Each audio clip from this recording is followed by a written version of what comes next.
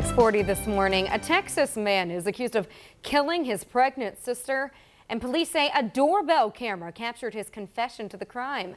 It's a recent case where technology has played a part in capturing or confirming a crime, but what are the limits? Well, we're going to talk about that today. For attorney Dave Betras, he is back in house today for Legally Speaking, and we are so happy to have you. Welcome back. We know you were visiting your son for the holidays. We're happy to have you. I'm happy to be here. Yeah, this is something a lot of people got for Christmas or for Hanukkah, but we always hear there's a gray area with these devices. Not on the doorbell ringers. That's really totally legal. So when is it legal to record somebody? So it is unlawful to surreptitiously record someone on a telephone. But if I was talking to you in a conversation and I had my phone on and I was recording it, that's totally legal. Interesting. But if you and Steve were talking on a call and I put a wiretap on that, that's unlawful. So Ohio's a one-party consent. As long as one party consents, you're good to go. So does it matter if you're inside or outside of a house? No, it really doesn't. As long as one party consents. You can even leave a recording device. There's a difference between outside, non-electronic, like telephone calls, stuff like that.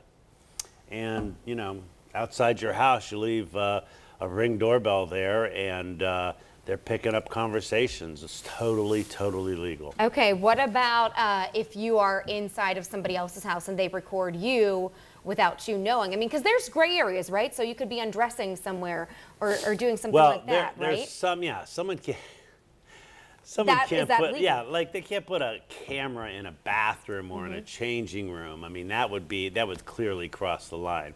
But you'd be surprised how much we're on camera nowadays. I mean, go to any major street corner, you'll see cameras. Go out to the malls, you'll see street cameras. Go into elevators of hotels, you'll see street cameras or cameras. Go into any parking structure, you'll see cameras.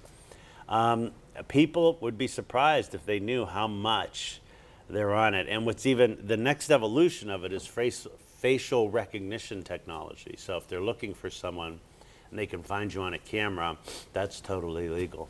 So how often is it that we see these things used in court? A lot. So it's called electronically stored information, ESI. There's a couple of hurdles you got to get over in the evidence rules to get them in, but generally they come in. For instance, if I'm representing someone who's incarcerated in Mahoney County Jail, it even says this call is going to be recorded, and they'll still say things on the call and they bring them into court. So things like that. You ever call a place and it says, hey, this call might be recorded for quality assurance purposes? That's letting you know this call's recorded. So whatever you say, it could be repeated to the highways and byways. But as far as phone calls are concerned, if they don't display a message or a notification, can that be used in court? Ohio is a one-person consent. So if you and I are on a phone call, I can record the call and not tell you, and that's okay. Some states don't have one-person consent, but Ohio does. If, however, say hypothetically you and Steve were married and I surreptitiously tapped into your phone to record your conversations, that violates the federal wiretapping law. But there are some exceptions. I know we've heard of prosecutors having a hard time getting hold of Alexa recordings, right? Right. That might have overheard a crime.